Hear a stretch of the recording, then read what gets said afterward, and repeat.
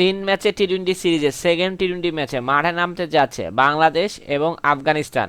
এই ম্যাচটা বাংলাদেশ সময় কয়টা বাজে অনুষ্ঠিত, ম্যাচটা কারা জয়লাভ করতে পারে জানতে চাইলে সম্পূর্ণ ভিডিও না থাকা অনুরোধ রইল। সো ভিডিও শুরু করা যাক। ভিডিও শুরু করার আগে যারা এখন আমাদের চ্যানেল সাবস্ক্রাইব করেন অবশ্যই সাবস্ক্রাইব করে 5 টাকা বেল বাটনটা ক্লিক করে অন করে রাখবেন, যাতে বাংলাদেশের এবং বাকি দলগুলোর খেলার আপডেটগুলো আপনারা আমাদের চ্যানেল থেকে পেতে পারেন।